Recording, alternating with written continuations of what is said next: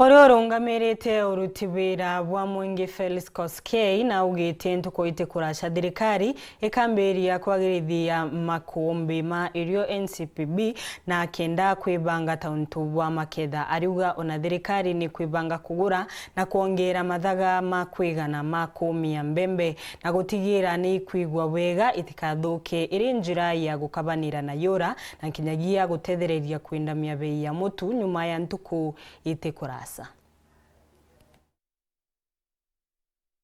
Serikali iko na mpango ya kusaidia mkulima.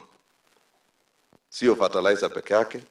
Munaona hata Kenya Seed tuko na new management, tunataka wahakikisha ya kwamba mbegu ile inatoka huko ni mbegu ile sasawa, mbegu ile itasaidia wakulima wapate mazao kwa njia ile inafaa, ili ukipata kwa njia inafaa, bei iwe sawa, upate fertilizer na utunze mzuri, tunajua kwamba njaa itapotea.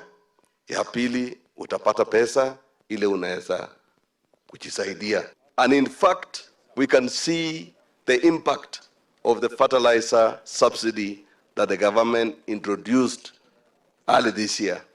We can see production, we can see the kind of yield that we are expecting, and we are very happy because I think in another 2 months, shortage of maize, shortage of food in this country will be a thing of the past.